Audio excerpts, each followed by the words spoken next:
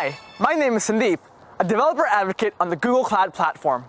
Welcome to the Google Data Center at the Dalles, Oregon. Take a look around. Before we go inside, we need to make sure that we have the appropriate security clearance. Most Google employees can't even get in here. So let's go on a special behind-the-scenes tour.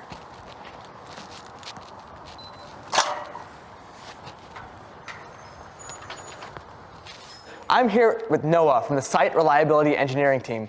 Noah, can you tell us a little bit more about the SRE role at Google? Yeah, SREs write and maintain the software systems designed to keep our services running. So what happens if one of these systems goes down? We've designed our systems from the ground up to be able to handle any unexpected failures that might occur.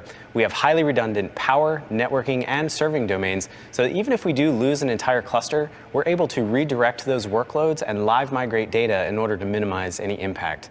In addition, we have a team of SREs on call 24/7 that can tackle any problems that might arise. Thanks, Noah. So now we learned more about the systems that manage our fleet at Google. Let's take a deeper look at the data center infrastructure itself. Welcome inside. Before we can continue further, we need to go through the biometric iris scan and circle lock. These only allow one person in at a time and require dual authentication to continue further. I'll see you on the other side.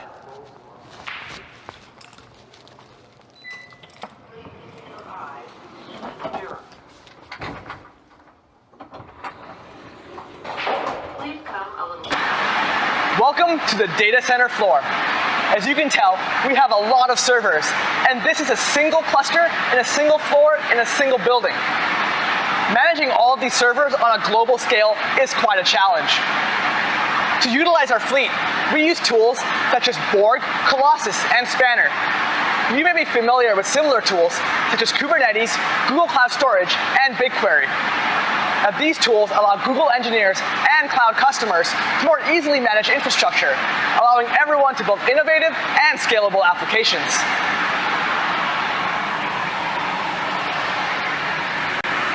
Here at Google, a lot of our infrastructure is custom-made. This gives us the flexibility and performance we need to run all of our services at scale. Oh, hey, it's Virginia, one of our network engineers. Hey, Sandy. Virginia, what are you working on today? Today I'm working with hardware ops to expand this data center network to deploy additional machines in this building. Our fleet is constantly growing to support new capacity for Google products and our cloud customers. That sounds like a lot of work to be constantly adding capacity around the globe. Well, we've designed our network so that this kind of capacity growth isn't very hard. Jupyter, our current data center network technology, is a hierarchical design using software-defined networking principles. So, just like with our servers, we abstracted away the specific details of our network and can manage them like they're software programs and data.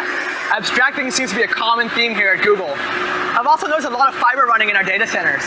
That's right. A single building can support 75,000 machines and carry over 1 petabit per second of bandwidth, which is actually more than on the entire internet. Wow. This allows us to reliably access storage and compute resources with low latency and high throughput. So how is this data center connected to all our other data centers around the globe? Google runs V4, our own private, highly efficient backbone network, which is actually growing faster than our internet-facing network. It connects all our data centers together and allows services to efficiently access resources in any location. Nice. I finally know what all this Google Fiber is really used for. Thanks, Virginia. No problem. So now you've seen all the compute and networking horsepower required to run your workloads in the cloud. Let's take a look at where your data is safely and securely stored. Let's go. Whether you're querying terabytes of data on BigQuery or storing petabytes in Google Cloud Storage, all of your data needs to be stored on a physical device. Our data center infrastructure allows us to access our storage quickly and securely. At our scale, we need to handle hard drive and SSD failure on a daily basis.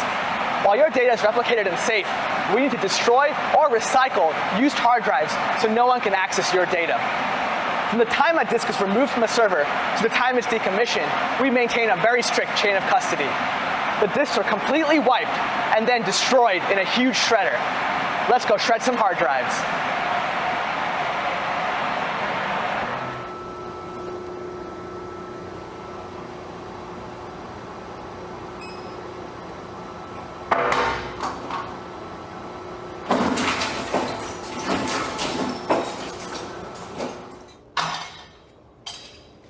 We've looked at a lot of the hardware that runs in our data centers, but it doesn't end there.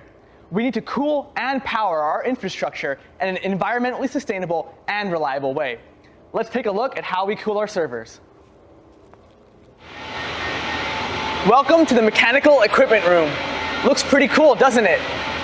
Oh, hey, it's Brian, one of our data center facilities technicians. Hey, dude. Hey, Brian. Brian, can you tell us a little bit more about this room? Sure, well, this is a cooling plant for one of the data centers that we have on site. So a lot of heat is generated on the server floor, and that all has to be removed, and that starts right here in the cooling plant. So it's basically two loops. We have the condenser water loop, and we have the process water loop. The process water loop are these blue and red pipes over here. So they take the heat off the server floor, and they transfer it to these heat exchangers here. The condenser water loop are these green and yellow pipes here. They take the cold water from the basin underneath us, they transfer it to these heat exchangers here, and they send it up to the cooling towers up on the roof. I notice our pipes are Google colors. It's pretty cool. So how efficient is our data center? Well, Google has some of the most efficient data centers in the world. In fact, when we started reporting our power usage effectiveness, or our PUE, in 2008, most other data centers were around 100% overhead. At that point in time, Google was 20% overhead, but since then, we reduced it to just 12%. And that even includes our cafeterias. Whoa, that is so low. Also, what's this big green machine for? Well, this is a chiller.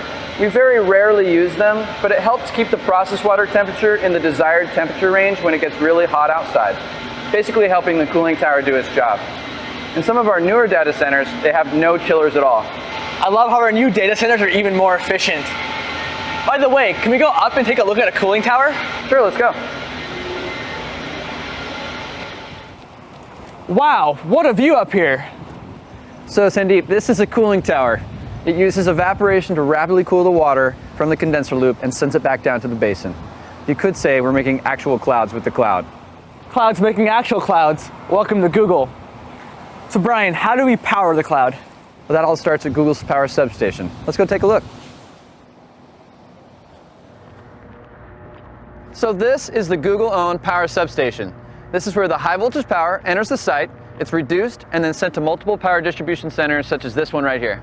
What happens if a power distribution center loses power? If it loses power, we have multiple generator and utility backup sources available to maintain power to those servers.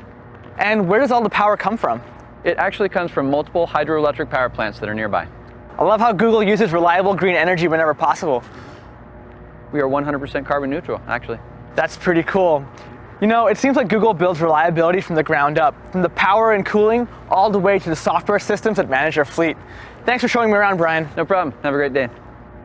Thank you for joining me on this special behind-the-scenes tour. Please check out cloud.google.com to learn how you can build what's next.